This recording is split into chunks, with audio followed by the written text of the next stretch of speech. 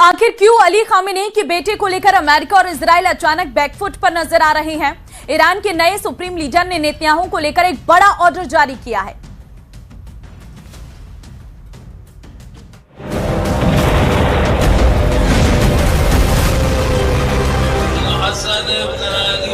Ali Khamenei's son Mojtaba to succeed his father as supreme leader, signaling that hardliners remain firmly in charge in Tehran.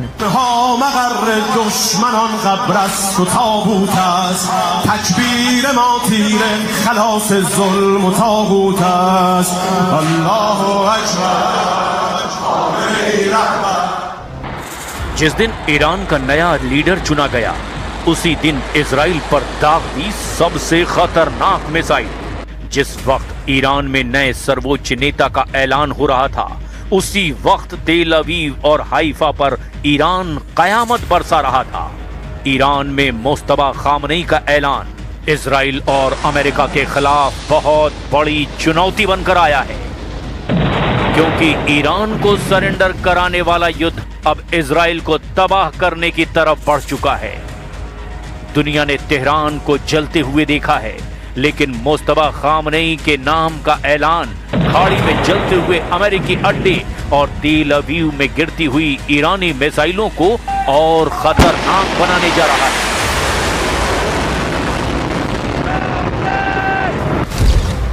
इस missile की तस्वीर इस वक्त पूरी दुनिया में वायरल हो चुकी है। मिसाइल पर लिखा है लब्बैक सैयद मुस्तफा, यानी हम आपके साथ हैं सैयद मुस्तफा। और फिर ये मिसाइल इजराइल की तरफ दाग दी गई, यानी मुस्तफा की मुहर लगाकर अब इजराइल और अमेरिका के अड्डों को दहलाया जा रहा है।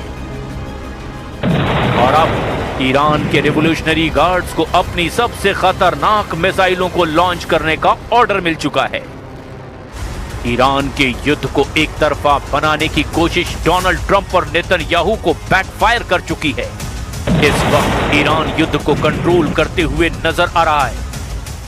ईरान में अयतुल्ला खामनेई की हत्या की गई, लेकिन एक बार फिर ईरान का नेतृत्व करने के लिए मुस्तफा खामनेई तैयार हैं। ईरान की लीडरशिप को खत्म करने वाली अमेरिका और इजराइल की रणनीति औंधे मुंह गिरी है। नए सर्वोच्च नेता के ऐलान के साथ ईरान की सड़कों पर छाया मातम। साथ में خبر رهبری ایشون رو شنیدم خیلی خوشحال شدم، چون از نظر من لایق ترین فرد برای رهبری امت شیعه ایشون بوده.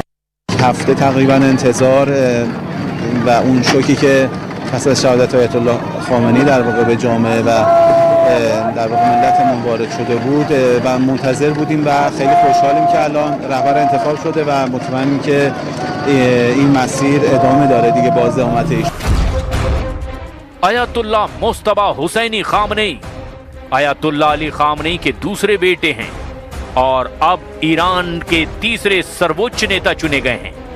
मुस्तफा खामनेई ईरान में क्या करने जा रहे हैं, उनकी रणनीति, उनका एजेंडा, उनका टारगेट क्या होगा, ये सवाल इस वक्त अमेरिका और इजराइल के लिए बहुत बड़ी उलझन बन चुके हैं।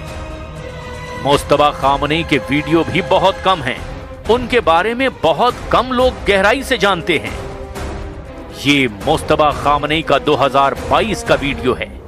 अप्रैल 2022 में मुस्तफा खामनेई फिलिस्तीन के समर्थन में कुद्स डे मार्च में शामिल हुए थे। 15 सेकंड के इस वीडियो में वो लोगों से घिरे हुए हैं। हालांकि इस दौरान उनके सुरक्षा गार्ड पूरी तरह से चौकन्ने हैं। मुस्तफा खामनेई इस वक्त ईरान के सबसे बड़े मिस्ट्री मैन बन चुके हैं। मुस्तफा खामनेई को डिकोड कैसे करेंगे अमेरिका और इजराइल? इसके बिना युद्ध जीतना तो नामुमकिन है। मुस्तफा खामनेई अमेरिका और इजराइल के लिए बहुत बड़ा चैलेंज बनने वाले हैं। मुस्तफा खामनेई की लीडरशिप में ईरान इस युद्ध को एक नई तैयारी से लड़ने जा रहा है, इसमें कोई शक नहीं। लेकिन दूसरा खतरा यह है कि अमेरिका और इजराइल के टारगेट पर वो लगातार बने रहेंगे और उनकी पूरी कोशिश होगी कि ईरान की नई लीडरशिप को भी बम के धमाके से खत्म कर दिया जाए। लेकिन अमेरिका का मूड बता रहा है कि व्हाइट हाउस बैकफुट पर है। अमेरिका के प्रतिष्ठित अखबार वॉल स्ट्रीट जर्नल ने छापा कि मुस्तफा खामनेई कभी अमेरिका और इजराइल के आगे नहीं झुकेंगे। अखबार ने लिखा कि मुस्तफा खामनेई के कमान संभालने का मतलब है कि डोनाल्ड ट्रंप ईरान के खिलाफ हार चुके हैं, क्योंकि वो ईरान को झुकाने में नाकाम रहे हैं।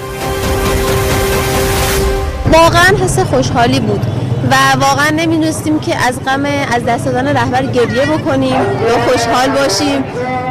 از بابت اینکه آقا مجتبی انتخاب شدن، آقا مجتبی واقعا مثل پدرشون و واقعا لایق‌ترین و شبیه‌ترین کسی که ممکن بود در بین اعضا انتخاب بشه واقعا آقا مجتبی.